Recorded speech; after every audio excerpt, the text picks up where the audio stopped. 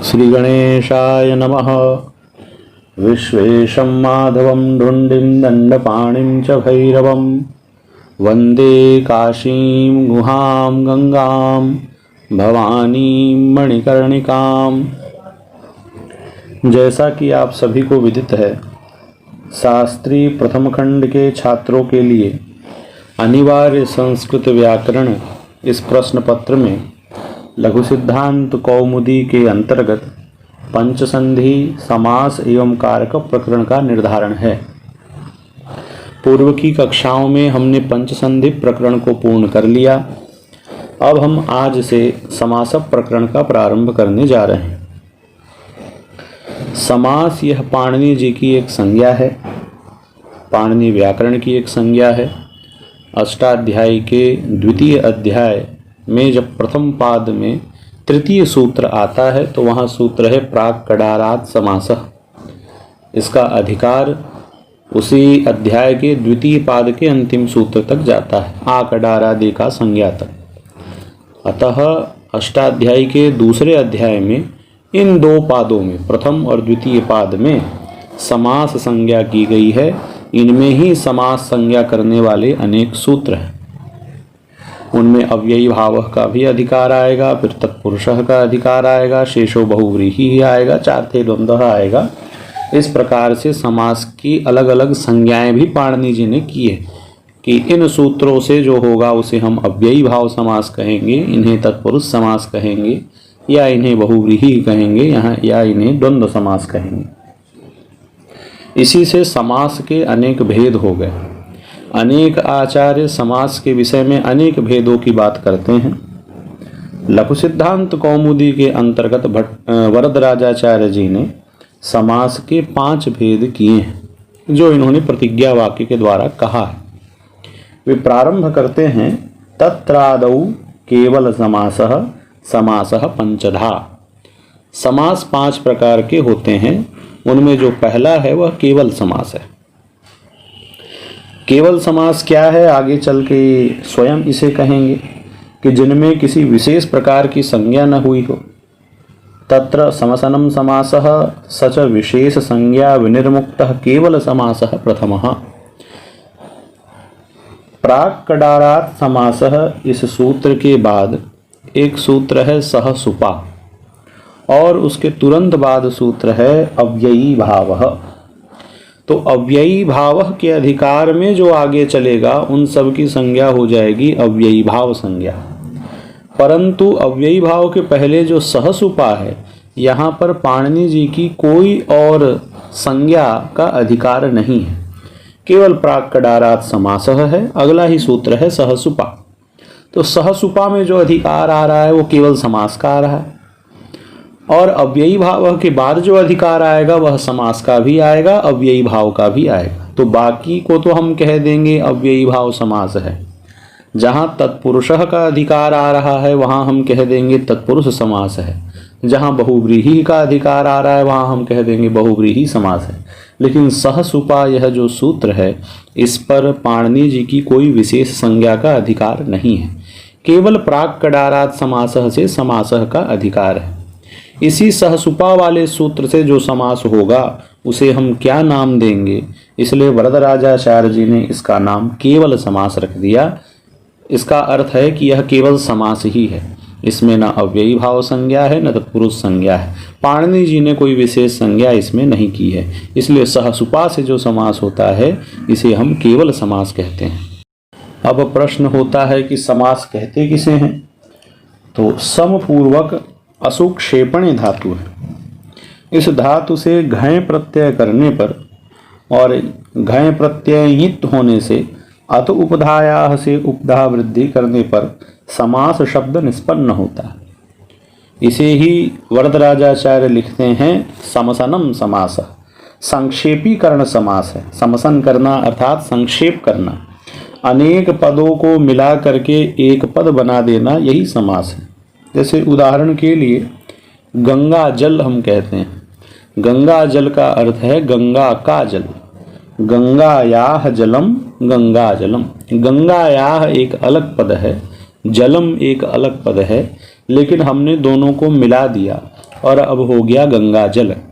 हिंदी भाषा में और भी अनेक भाषाओं में विश्व के समास होते हैं, वहाँ पर भी संक्षेपीकरण होता है।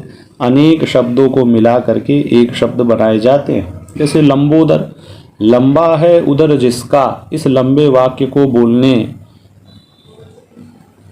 के स्थान पर हम केवल लंबोदर कह देंगे। तो लंबा है उदर जिसका, इसकी जगह हमने लंबोदर कह दिया। तो इतने सारे पदों को मिला करके एक पद बना दिया, संक्षेप कर दिया। इसी संक्षेपीकरण का नाम समास है। यह समास कितने प्रकार का होता है? तो वरदराजाचार्य जी कहते हैं तत्रादौ केवल समासः समासः पंचधा। समास 5 प्रकार का होता है और उनमें सबसे पहला जो समास है उसका नाम है केवल समास। यह विभाजन वरदराजाचार्य जी का अपना है। तत्र समसनम समासः। समसन का अर्थ है बहूनां पदानां मिलित्वा एक पद भवनम समसनम। बहुत सारे पदों को मिला करके एक पद हो जाना, इसे ही समसन कहते हैं, इसे ही संक्षेपीकरण कहते हैं। वह गंगायाह जलम की तरह गंगायाह में जो विभक्ति थी वह लुप्त हो गई, जलम में जो विभक्ति थी वह लुप्त हो गई, और गंगा जल मिला करके अब हम इसे एक पद मान करके, प्रातिपदिक मान करके पुनः एक नई विभक्ति लेकर के आएंगे और फिर रूप चलाएंगे। इसे ही समास कहते हैं। अब समास यदि 5 प्रकार का होता है और आपने कहा कि पहला केवल समास है, तो वह क्या है, इसके बारे में कोई परिचय देना चाहिए। तो वरदराजाचार्य जी कहते हैं सच विशेष संज्ञा विनिर्मुक्तः केवल समासः प्रथमः। और वह समास जो विशेष संज्ञा से विनिर्मुक्त है, पाणिनि जी ने जिसके लिए कोई विशेष संज्ञा नहीं की है। विशेष संज्ञा अर्थात अव्ययी भावादि रूपाः ताभिर्विनिर्मुक्तः। अव्ययी भावादि रूप, ये जो संज्ञा पाणिनि जी ने आगे की, इन सब से जो विनिर्मुक्त है वह पहला समास केवल समास है। केवल समासः प्रथमः। प्रायेण पूर्व पदार्थ प्रधानः अव्ययी भावः द्वितीयः। द्वितीय समास क्या है? तो अव्ययी भाव समास है। इसमें क्या होता है? प्रायः पूर्व पद की प्रधानता इसमें देखी जाती है। प्रायः यह शब्द इसलिए कहा कि इसके विपरीत भी कहीं कहीं देखा जाता है। जैसे उन्मत्त गंगम लोहित गंगम, यह भी अव्ययी भाव समास है, लेकिन यहाँ पर अन्य पदार्थ की प्रधानता देखी जाती है। तो अव्ययी भाव में प्रायः पूर्व पदार्थ की प्रधानता होती है। जैसे हम आगे चल करके पढ़ेंगे, अधिहरि, सुमद्रम, यथाशक्ति और भी अनेक प्रयोग, इन सब में पूर्व पदार्थ की प्रधानता होती है। लेकिन अपवाद रूप में कहीं कहीं इसका विपरीत भी होता है, इसलिए प्रायः कहा। तो अव्ययी भाव समास को किस प्रकार से पहचाना जाए? तो कहा प्रायेण पूर्व पदार्थ प्रधानः अव्ययी भावः द्वितीयः, दूसरा समास है। आपने 5 भेद किए, तृतीय भेद कौन है? तब कह रहे हैं प्रायेण उत्तर पदार्थ प्रधानस्तत्पुरुषः तृतीयः, जिसमें उत्तर पदार्थ पद की प्रधानता हो, उत्तर पदार्थ प्रधान जिसमें हो। जैसे राज्ञः पुरुषः मिला करके हमने बना दिया राजपुरुषः, इसका अर्थ हुआ राजा का पुरुष। तो राजा का पुरुष यह जब बात कहते हैं तो इसमें प्रधानता पुरुष की है, राजा की नहीं है। यदि कोई कहे राजपुरुष चल करके आ रहा है, राजा का पुरुष चल के आ रहा है, तो पुरुष ही चल के आ रहा है, राजा चल करके नहीं आ रहा है। तो ऐसे समास जिनमें 2 पद मिल करके एक पद बनेंगे, लेकिन जो पर वाला पदार्थ होगा वह प्रधान होगा, राजपुरुष में पुरुष प्रधान है, ऐसे समास को तत्पुरुष समास कहा जाएगा। लेकिन यह भी प्रायः है, इसके भी अपवाद, इसका विरुद्ध भी लोक में देखा जाता है। अब चतुर्थ समास कौन है? चतुर्थ समास है बहुव्रीहि, लेकिन तत्पुरुष के और भी भेद कर रहे हैं। तत्पुरुष के भेद, ये जो तृतीय भेद है तत्पुरुष, इनमें ही 2 भेद और आ जाते हैं। तत्पुरुष भेदः कर्मधारयः, कर्मधारय भेदो द्विगुः। आगे चल के वरदराजाचार्य जी जब समास प्रकरण पढ़ाएंगे तो उसी बीच में तत्पुरुष प्रकरण जब प्रारंभ होगा तो वहाँ कर्मधारय और द्विगु समास भी आ जाएगा। तब कोई यह शंका न करे कि आपने तो 5 भेद बताए थे और कर्मधारय और द्विगु को मिला देंगे तब तो हमारे पास 7 भेद हो जाएंगे। तो कह रहे हैं तत्पुरुष के ही अंतर्गत अवान्तर भेद हैं कर्मधारय और द्विगु, यह हम आगे पढ़ेंगे। तत्पुरुष का भेद है कर्मधारय और कर्मधारय का ही भेद द्विगु है। तो 5 समासों में जो चौथा समास है, चतुर्थ है, वह है बहुव्रीहि। प्रायेण अन्य पदार्थ प्रधानो बहुव्रीहि चतुर्थः, जिसमें अन्य पदार्थ की प्रधानता, जैसे लंबोदर, लंबा है उदर जिसका लंबोदर कहने से न लंब की प्रधानता है न उदर की प्रधानता है। लंबा है उदर जिसका एक अन्य पदार्थ भगवान गणेश के लिए प्रयुक्त है, उनकी प्रधानता है। मतलब समस्त पद में हम जो अनेक पदों को मिला के एक पद बना रहे हैं उसमें किसी एक पद की प्रधानता नहीं होके किसी अन्य पदार्थ की प्रधानता है। लंब शब्द और उदर शब्द को मिलाए लंबोदर बना, लेकिन लंबोदर का अर्थ न लंब में है न उदर में है। लंबा है उदर जिसका, ऐसा एक अन्य पदार्थ जो गणेश भगवान है, विनायक हैं, उनमें जा रहा है अर्थ। इसलिए अन्य पदार्थ की प्रधानता होने से उसे बहुव्रीहि समास कहा जाता है। तो बहुव्रीहि का लक्षण क्या हुआ? तो प्रायः से लक्षण बता रहे हैं। प्रायेण अन्य पदार्थ प्रधानो बहुव्रीहि चतुर्थः। प्रायेण उभय पदार्थ प्रधानो द्वंद्वः पंचमः, जिसमें उभय पदार्थ की प्रधानता हो, 2 पद मिल करके एक पद बनेंगे और दोनों पदार्थों की जिसमें प्रधानता होगी वह द्वंद्व समास होगा और यह पंचम समास है। इस प्रकार से 5 भेद हुए। इनके बारे में और विस्तृत हम आगे के पाठ में पढ़ते जाएंगे। जहाँ अव्ययी भाव आएगा अव्ययी भाव को जानेंगे और समास आएंगे वहाँ हम इन्हें जानेंगे। तो वरदराजाचार्य जी ने लघु सिद्धांत कौमुदी में समास के 5 भेद किए। प्रथम केवल समास, द्वितीय हुआ अव्ययी भाव समास, तृतीय हुआ तत्पुरुष समास। तत्पुरुष के ही 2 भेद आएंगे, कर्मधारय और कर्मधारय के अंतर्गत द्विगु, और चतुर्थ समास है बहुव्रीहि और पंचम समास है द्वंद्व। ये 5 समास है और इन्हीं 5 को आगे लघु सिद्धांत कौमुदी में वरदराजाचार्य जी स्पष्ट करेंगे। उनमें से जो पहला है केवल समास, उसको यहाँ पर हम पढ़ेंगे। उसके पहले एक सूत्र आया समर्थः पदविधिः। समर्थः पदविधिः, इस सूत्र में समर्थः यह प्रथमांत है, पदविधिः यह भी प्रथमांत है। पद विधि में विधि का अर्थ है विधीयते इति विधि, अर्थात कोई कार्य। विपूर्वक दुधाएं धारण पोषणयोः धातु से कर्म में उपसर्गे घोह की सूत्र द्वारा की प्रत्यय करने पर आकार का लोप करने से विधि शब्द निष्पन्न होता है। तो विधान किए गए कार्य को कहा जाता है विधि। और पदानाम विधि ही पद विधि ही, जो पदों की विधि है वह पद विधि। पद अर्थात सुप्निगंतम पदम। तो जो पदों को मान करके विधि होती है, और वह पद कैसे हो, तो भी सूत्र कह रहा है समर्थाश्रित होने चाहिए। समर्थ पद यहाँ समर्थाश्रित में लाक्षणिक है।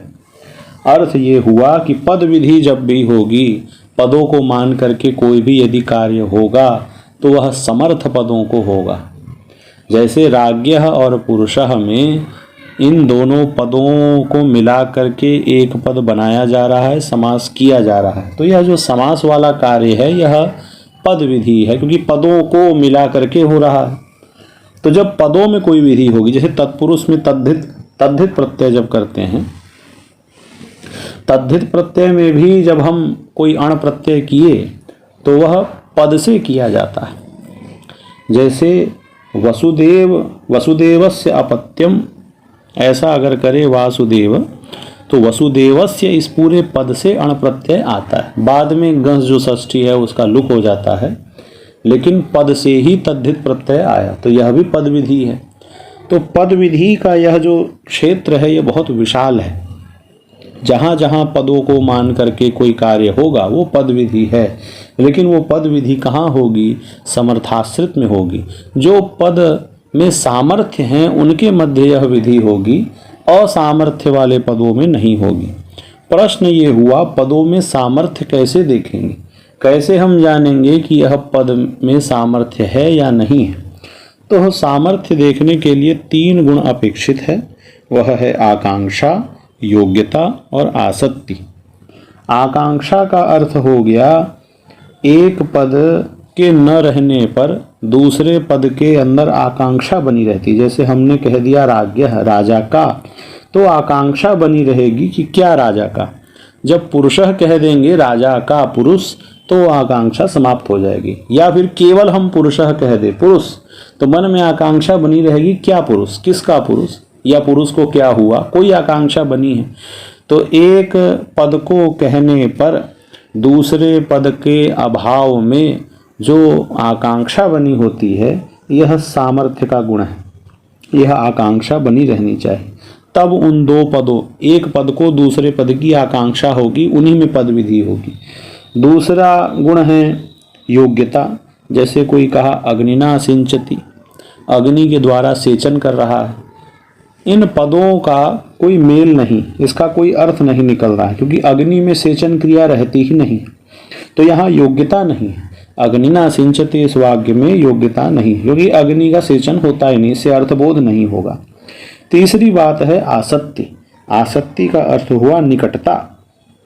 यदि कोई सुबह कहे रामस्य और शाम को कहे गृहम, तो दूर दूर जो इतने पद हैं, या फिर रामस्य कह के बहुत सारे वाक्यों को बोल देने के बाद जब कोई गृहम कहे, तो बीच में इतने व्यवधान हो जाने से रामस्य और गृहम में समास नहीं होगा। राज्ञः पुरुषः में समास होता है, राजपुरुषः बनता है।